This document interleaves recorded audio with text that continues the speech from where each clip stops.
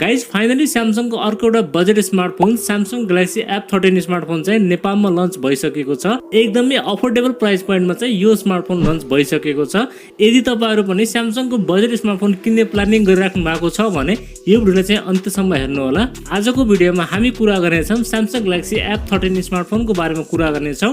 यो स्मार्टफोनका स्पेसिफिकेसन तथा यो स्मार्टफोनमा के कस्ता फिचरहरु देख्न मिल्नेछ, साथै यो स्मार्टफोन चाहिँ हाम्रो नेपालमा के कति प्राइस पोइन्टमा लन्च भएको छ र कहाँदेखि यो स्मार्टफोनलाई पर्चेस गर्ने त्यसको बारेमा चाहिँ म आज तपाईलाई यस भिडियोमा जानकारी दिनेछु। त्यसैले भिडियोलाई एकछिन पनि स्किप नगरी अन्त्यसम्म हेर्नु होला। अब चाहिँ तपाईको टाइम वेस्ट नगरी लागौ भिडियोतर्फ। सबैभन्दा पहिला हामी यो स्मार्टफोनको बिल्ड क्वालिटी अनि डिजाइनको बारेमा कुरा गर्नेछौं। बिल्ड क्वालिटीको बारेमा कुरा गर्नुपर्दा यसमा चाहिँ हामीलाई प्लास्टिक बिल्ड देख्न मिल्नेछ र अगाडिपट्टि भने हामीलाई गोरिल्ला ग्लास 5 को प्रोटेक्सन देख्न मिल्नेछ। डिजाइनको बारेमा कुरा गर्नुपर्दा same to same Samsung Galaxy A30 को जस्तै डिजाइन देख्न मिल्नेछ। पछाडिपट्टि टप लेफ्ट साइडमा यसमा हामीलाई ट्रिपल रियर क्यामेराको सेटअप देख्न मिल्नेछ। साथमा एलईडी फ्ल्याश पनि रहेको छ र तलपट्टि यसमा हामीलाई स्यामसङको ब्रान्डिङ देख्न मिल्नेछ। त्यसैगरी फ्रन्टमा चाहिँ यसमा हामीलाई वाटर ड्रप नचको साथमा डिस्प्ले देख्न मिल्नेछ। यस फोनको चाहिँ बिल्ड क्वालिटी र डिजाइन एकदमै बबल रहेको छ। तपाईहरुलाई चाहिँ यस प्राइस पोइन्टमा एकदमै राम्रो बिल्ड क्वालिटी चाहिँ यसमा देख्न मिल्नेछ। बिल्ड क्वालिटीको मामला चाहिँ तपाईलाई यसमा कुनै पनि शिकायत देख्न मिल्ने छैन। डिस्प्लेको बारेमा कुरा गर्नुपर्दा चाहिँ यसमा चाहिँ हामीलाई 6.6 इन्चको FHD plus LCD display panel देख्न मिल्नेछ, जुन एउटा IPS LCD प्यानल रहेको छ। साथमा 20:9 को एस्पेक्ट रेशो र 293 को PPI डेन्सिटी रहेको छ। यो स्मार्टफोनमा डिस्प्ले क्वालिटी चाहिँ एकदमै राम्रो देख्न मिल्नेछ। तपाईहरुलाई चाहिँ यो डिस्प्लेमा भिडियो हेर्नको लागि र गेमिङको लागि चाहिँ कुनै पनि शिकायत देख्न मिल्ने छैन। ओभरअल भन्नुपर्दा यो स्मार्टफोनको डिस्प्ले चाहिँ एकदमै बबल रहेको छ। अब चाहिँ हामी कुरा गरौँ यो स्मार्टफोनको परफर्मेन्सको बारेमा। यो स्मार्टफोनमा चाहिँ हामीलाई एक्जिनोसको 850 चिपसेट देख्न मिल्नेछ, जुन चाहिँ 8 नैनोमिटरमा बनेको चिपसेट हो।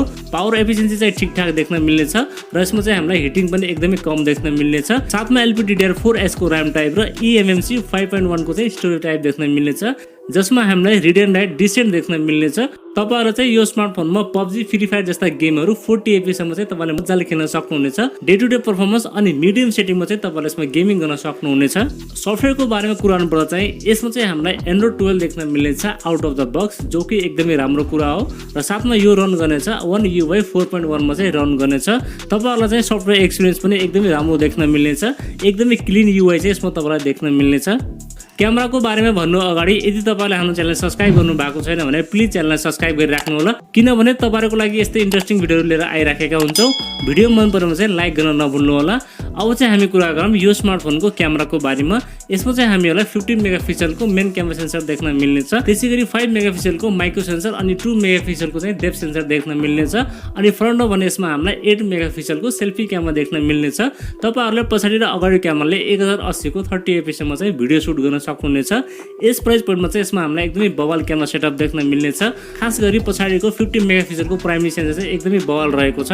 ब्याट्रीको बारेमा कुरा गर्नुपर्दा चाहिँ यसमा हामीलाई 6000 mAh को ब्याट्री देख्न मिल्नेछ, जसमा 15 वाट को चार्ज चाहिँ हामीले बक्समा पाउने छौं। सेन्सरहरुको बारेमा कुरा गर्नुपर्दा चाहिँ यसमा हामीलाई साइड फिंगरप्रिन्ट सेन्सर देख्न मिल्नेछ, फेस अनलक पनि देख्न मिल्नेछ र 3.5 mm को ज्याक पनि रहेको छ। अनि चार्जिङको लागि टाइप सी पोर्ट पनि रहेको छ र साथमा सिंगल स्पिकर पनि यसमा हामीलाई देख्न मिल्नेछ। अनि बाँकी सबै बेसिक सेन्सर पनि यसमा हामीलाई देख्न मिल्नेछ। अब चाहिँ हामी कुरा गरौँ यो स्मार्टफोनको प्राइसिङको बारेमा। 4+128 को भेरिएन्ट चाहिँ हाम्रो नेपालमा 23979 मा लन्च भइसकेको छ। तपाईहरुले चाहिँ यो स्मार्टफोनलाई अनलाइन र अफलाइन स्टोरबाट पनि लिन सक्नुहुनेछ। लौ त साथीहरु, यति नै थियो यो स्मार्टफोनको बारेमा। तपाईहरुलाई चाहिँ यो स्मार्टफोनको स्पेसिफिकेसन कस्तो लाग्यो र केही सल्लाह सुझाव भएमा चाहिँ मलाई कमेन्ट गर्नु होला। भिडियो मन परेमा चाहिँ लाइक गर्न नभुल्नु होला र नयाँ साथीभाइहरुले हाम्रो च्यानल हेर्दै हुन्छ भने प्लिज हामीलाई सब्स्क्राइब गरिराख्नु होला। अर्को भिडियोमा भेटौँने बाचा गर्दै आजलाई बिदा लिन्छु। हवस्, धन्यवाद। जय नेपाल।